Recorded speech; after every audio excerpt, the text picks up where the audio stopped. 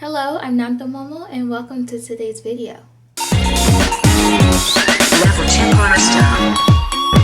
Hostiles detected.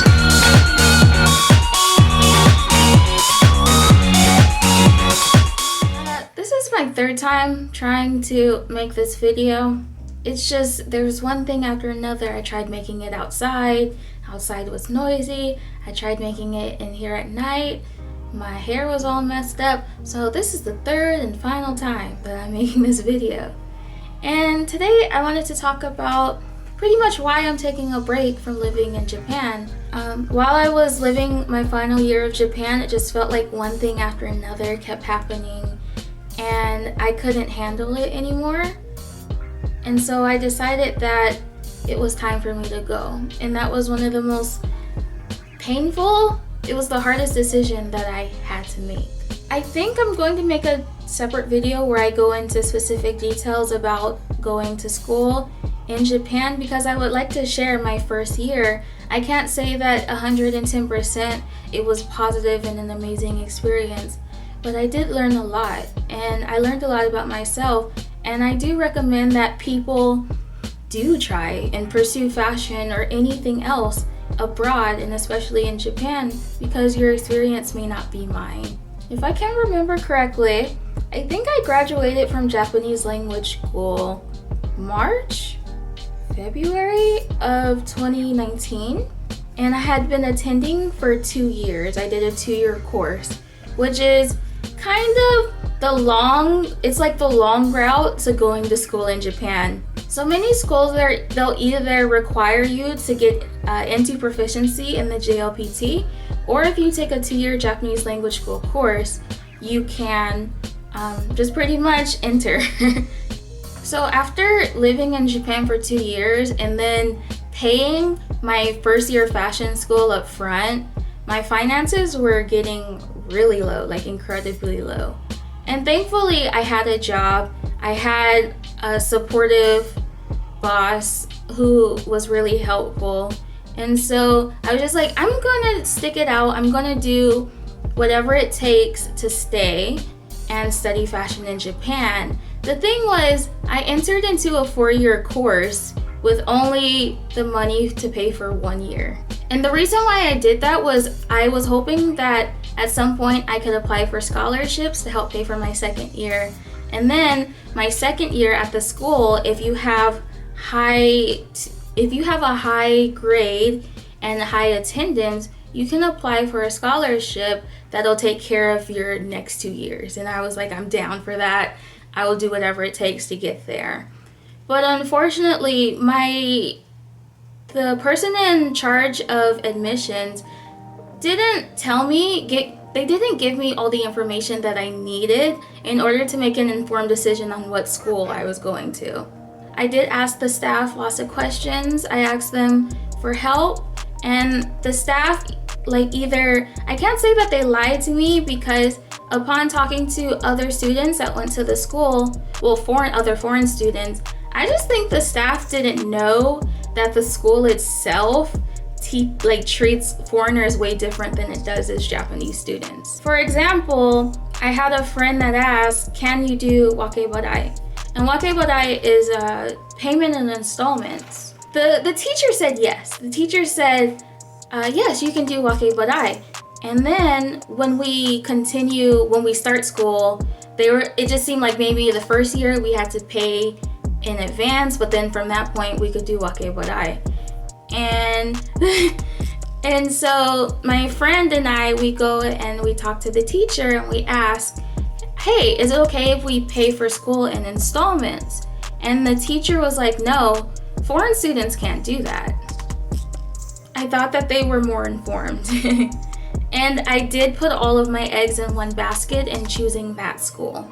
Something else that happened was I asked the teacher how long our classes were, and they told me that usually classes are from 9 a.m. to 4 p.m. and my Japanese language school was 9 a.m. to 2 p.m.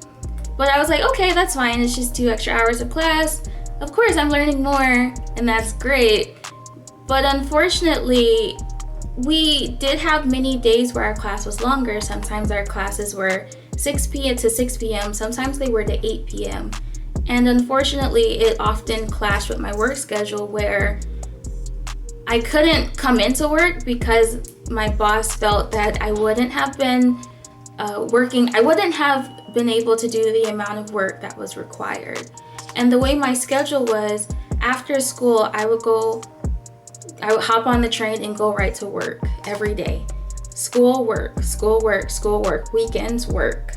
But on the days where class were a bit longer, unfortunately, I missed out on a lot of hours. I missed out on much needed money. And the money that I had started to just pretty much go away. It just disappeared because there was this thing, there was that thing. And then on top of going to fashion school, the cost of supplies, the cost of everything. My mistake, I thought for some reason all the materials were included, especially materials that are required for class. You would think, okay, they're required, we need them. No, those materials aren't included. So on top of my dwindling finances, I dealt with being a foreigner in Japan. A lot of people don't like when I talk about it, or don't like when people in general talk about anything negative that comes with living in Japan, but it's a place, there's going to be negativity. There is general xenophobia, but on top of xenophobia, there is also anti-Black racism that people do not want to acknowledge, but it exists. Like, people notice I'm darker than them, they notice I'm Black, and they state it. They talk about my Black features, my hair, my skin, and so that is something I had to deal with while going to school. So my classmates were 18 and I was 23 when I first started. So you see there's this large age gap between us, and I understand that Japan is a homogenous culture and they have limited life experience outside of Japan, and so there's a lot of experience that you will deal with ignorance, but having to deal with the ignorance on top of everything else that was going on was some of the most draining, that was the most draining experience I'd ever had in my life. I'm trying not to be dramatic, but there were times where I just didn't want to go to school because I could not handle dealing with people and talking to people. But of course, my head teacher would be like, Kyra, if you don't get to school... My school was completely in Japanese. My teachers did not speak English to me, if they could speak English. And so I understood Japanese. I had to prove that I could understand Japanese to get into the school. But for some reason, that did not stop my classmates and some of the teachers from talking about me. They would talk about me right to my face or within earshot of me.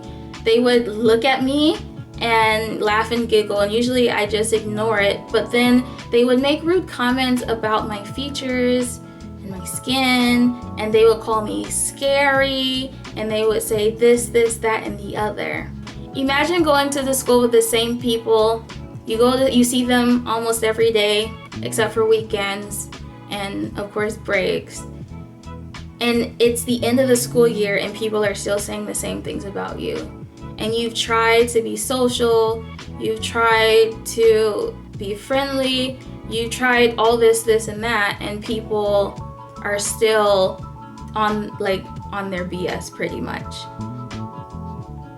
At that point, it made me just I don't care about them anymore. And that was how I ended the school year. I did not care about making friends. I did not care about making people happy anymore. I did not care. So another thing that was happening was, because I was just going to school, having the training experience, and then I would go straight to work, and I would work pretty much whenever I was needed, I started to break down a lot socially, and I couldn't handle any of it anymore, and I started drinking a lot.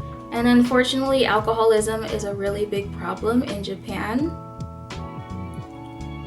And I participated. I hopped right on that bandwagon, where there was one point in time where if you saw me, I was not sober. Kyra was not sober.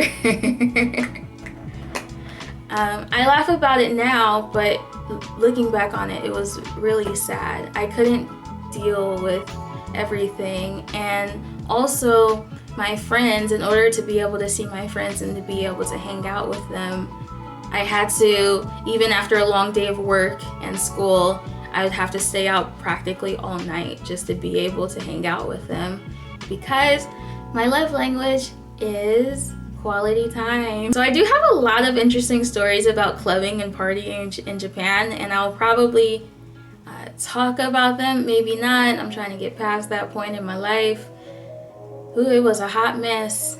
I'm a really strong person, and I tend to not let what other people think affect me. I don't let what other people do affect me, but with everything that was going on in the world, dealing with that, and then dealing with being a foreigner in Japan, it was a bit much for me. And that I've never been the type of person that runs away. I've never been the type of person that can't handle anything. But it just felt like maybe the way I was just breaking down, maybe my alcoholism and my drinking issues that I was having, I think that was the universe trying to show me that it's time for me to go. And when I made that decision, it was the hardest decision I'd ever made in my life.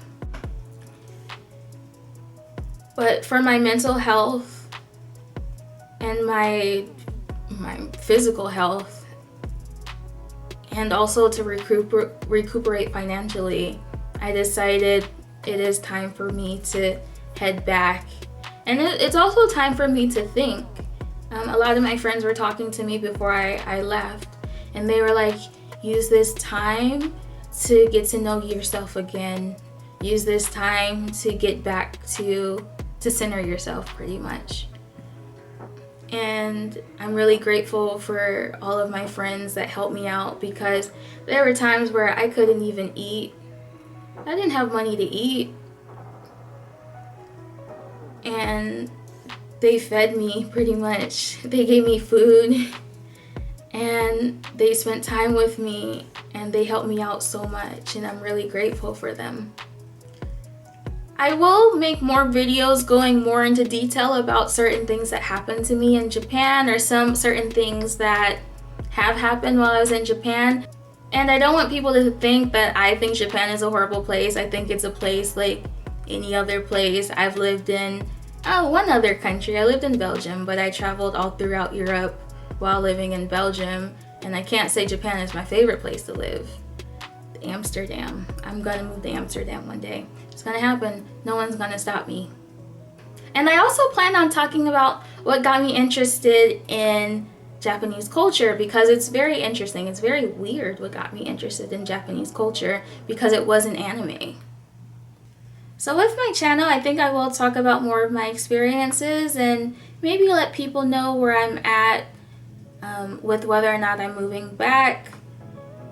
But I think I'm gonna focus more on my business. I started it the beginning of this year, but right now I'm making products from upcycled materials. And I wanna show pretty much how I make the products. I wanna make jewelry making videos, and I wanna make videos about my hobbies, which is horror movies and video games. And I know I don't come off as a person that likes those type of things, but I do. And unfortunately, when I lived in Japan, I didn't have the time to do those things. I didn't have the time to play video games, and I didn't have the time to just sit and like marathon horror movies. And I want my channel to be more about the things I like instead of the things that I don't like or the things I feel indifferent about. I hope you enjoyed the video. If you have any questions or if you have any ideas for a video that you would like to see, let me know. Thank you for watching. Bye.